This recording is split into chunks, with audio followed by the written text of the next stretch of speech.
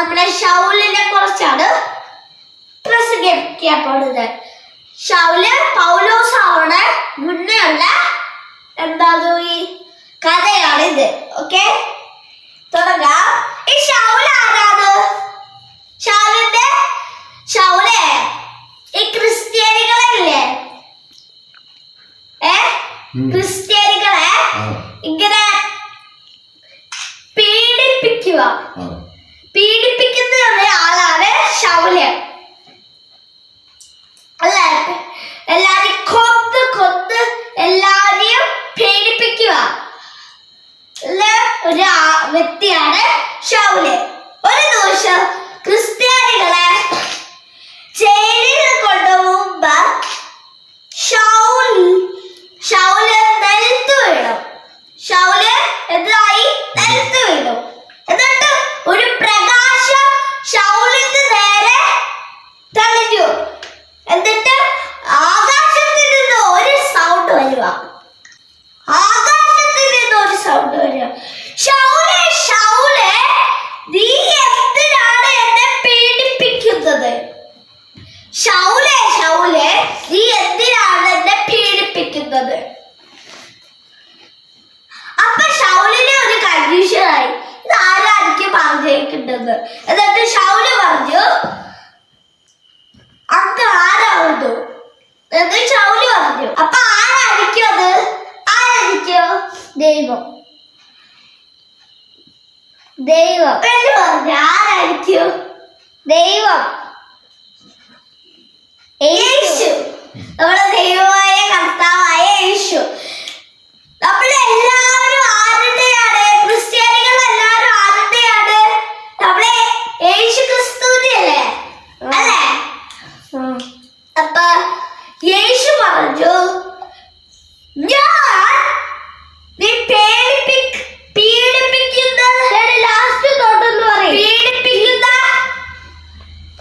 യേശു ആവുന്നു. അപ്പൊ ക്രിസ്ത്യാനികളെ പീഡിപ്പിക്കുന്നു എന്ന് വെച്ചാൽ യേശുവിനെ പീഡിപ്പിക്കുക അല്ലേ? അത് ശരിയല്ലേ? നമ്മളെ എല്ലാ ക്രിസ്ത്യാനികളും യേശുവിന്റെ ആളാണ്.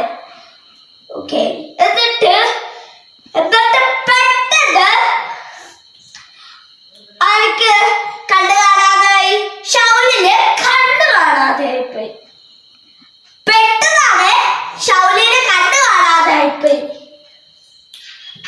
അപ്പൊ ഒരു 2-3 ദിവസം അങ്ങനെ ഭക്ഷണവും വെള്ളവും ഒന്നും തിന്നാണ്ടൊക്കെ ശൗല് കഴിച്ചു. അനന്യാസ് എന്ന് വിളിക്കാം, ഹനനാന്ന് വിളിക്കാം. പക്ഷെ ഹനന ഒരു എന്താ പറയാ, ഒരു കിട്ടുന്നില്ല എനിക്ക് ഹനന. അതുകൊണ്ട് ഞാൻ അനനാസ് എന്നാണ് പറയണേ, അനനാസ്. എന്നിട്ട് അനനാസ് ശൗലിന്റെ നേരെ കൈ വെച്ചിട്ട് പ്രാർത്ഥിച്ചു.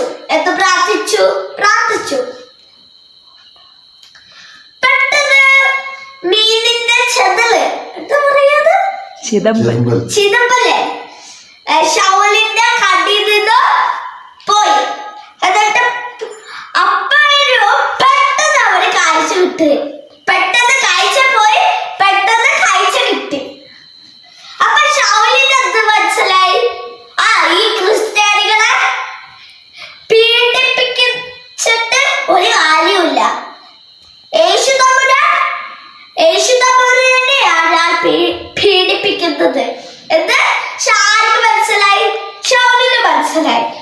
ഇതാട്ടോ ശൗല് ശിക്ഷനായി കയറുന്നത്. എന്നിട്ട് യേശു ക്രിസ്തു മരിച്ചിട്ട് എന്താ പറയാ, കുരിശിൽ തറക്കപ്പെട്ടില്ലേ? അപ്പൊ ശൗല് യേശു ക്രിസ്തുവിന്റെ ശിക്ഷനായി വന്നു അല്ലെ? എന്നിട്ട് പുതിയ പേരിട്ടു. പേരെന്താ? പൗലോസ്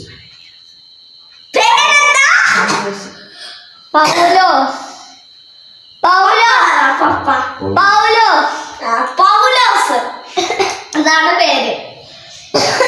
അങ്ങനെയാണ് ശൗല് യേശുവിന്റെ ശിഷ്യനായ.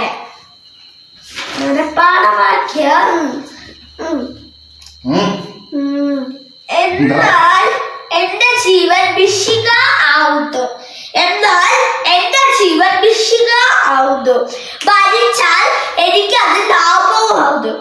എന്റെ ജീവൻ എന്താ ഭിഷിക ആവുന്നു. മരിച്ചാൽ എനിക്കത് ലാഭമാകും. യേശുവിന് വേണ്ടി മരിച്ചാൽ നമുക്കത് ലാഭമാകുന്നു അല്ലേ? എന്താണ് ഈ ശൗലിനെ കുറിച്ചുള്ള എന്താണ് പ്രസംഗം? ഓക്കെ, ഇത്രയേ ഉള്ളൂ.